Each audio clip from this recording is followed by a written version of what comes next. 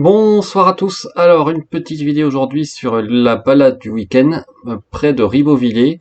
Et là, j'ai eu une bonne surprise parce que vous savez, pour aller à Ribeauvillé, il faut passer par la plaine d'Alsace, hein, donc c'est vraiment plat.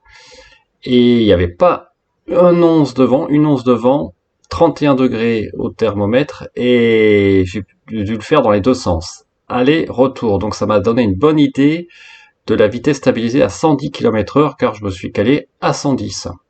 Et vous allez voir, le résultat est très intéressant. On était avec une spécification, on va dire, particulière de la clim, à savoir que vous pouvez le voir sur l'écran, là, je ne mets plus la clim en auto, je la mets en mini, et après je règle la vitesse du ventilateur. Donc en fait, il suffit de le faire une seule fois, et puis c'est bon, hein, ça prend pas beaucoup de temps. Vous mettez souvent entre 2 et 3, voire 4, parce que si c'est au-dessus de 30 degrés, mais nous c'est plutôt 3, et vous allez voir que le résultat est surprenant, vraiment incroyable même. Ça m'a rassuré un petit peu sur ma batterie, ma capacité de batterie d'ailleurs, j'en parlerai plus tard dans la vidéo. Donc nous voilà partis.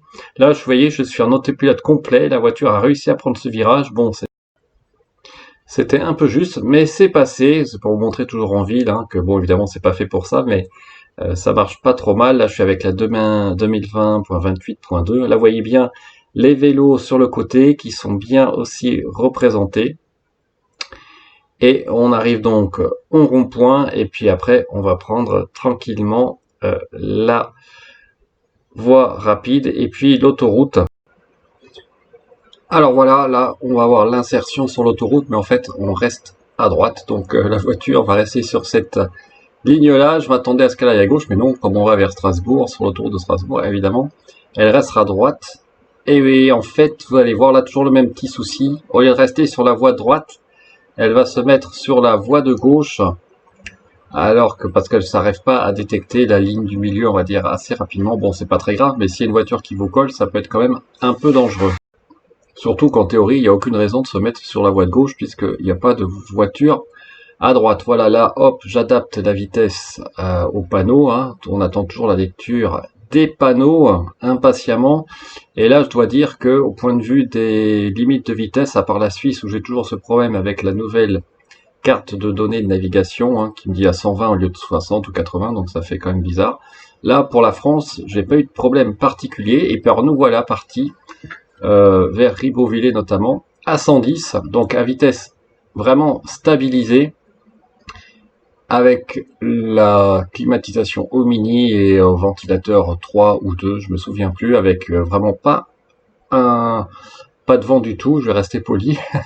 Et surtout, là, on a l'impression que ça monte un petit peu, mais vous allez voir, c'est très intéressant, car dès le début, vous voyez l'estimation de la voiture, eh bien je gagne déjà quelques pourcents, alors que je respecte la limitation, mais après c'est vrai que c'est à 130, mais vous allez voir, j'ai la même chose au retour. Donc je pense que mon BMS effectivement est mal calibré. Vous allez voir, l'autonomie à la fin prévue pour la voiture est absolument incroyable pour 110 km/h. Hein. Et là déjà, vous avez une petite idée de ma moyenne à 110 km/h. Donc voilà, on continue. Et puis là, c'est vrai que c'est super agréable.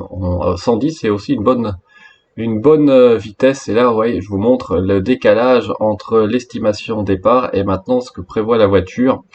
Donc, on voit vraiment que la voiture surestime la consommation moyenne de la voiture. Et ça me le fait même hein, si je suis à respecter les limitations. Par exemple, là, je roule peut-être à 110 au lieu de 130, mais sur d'autres portions où j'étais à 110 au lieu de 110, dans d'autres situations, la voiture aussi a tendance à sous-estimer la consommation, surestimer plutôt la consommation de la voiture.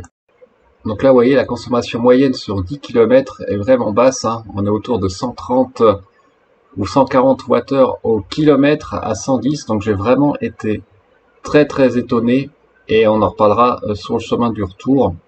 Et donc là, on va arriver à la sortie de l'autoroute pour aller notamment vers Ribeauvillé. Et là, moi, la sortie en automatique, j'ai pas de problème, hein, ça marche bien. Par contre, j'ai plein de commentaires qui me disent que pour dépasser, il n'y a pas besoin de tourner le volant avec le FSD. Ben moi, je suis désolé. J'ai le message clairement en grand sur l'écran. Tournez le volant, s'il vous plaît, pour autoriser le dépassement.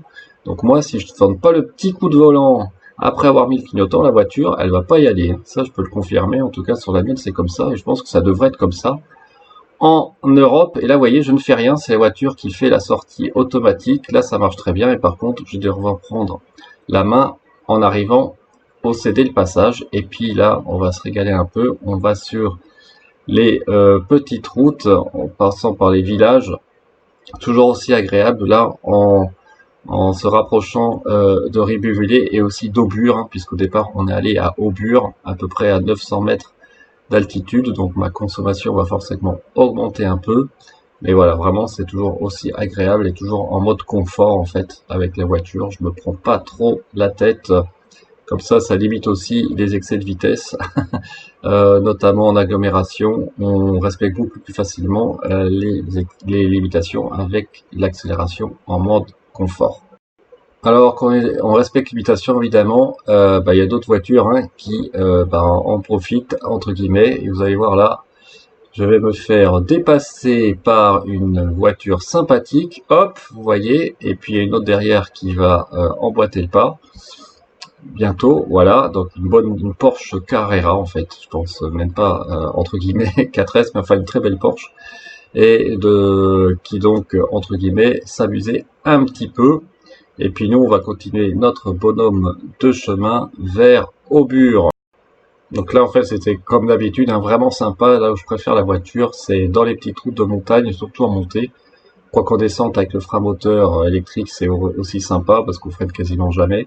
Et là, honnêtement, en mode confort, c'est exactement ce qu'il faut. Alors là, je me suis amusé à laisser l'autopilote en entier, voir ce qui se passait. Là, je l'enlève évidemment, mais dans les virage un peu serré, droite-gauche, parce que j'ai un vélo, voilà, donc je voulais pas prendre de risque. Et ça marche plutôt pas mal, mais bon, honnêtement, la conduire en autopilote dans de telles circonstances, c'est un peu un crime de lèse-majesté. Hein.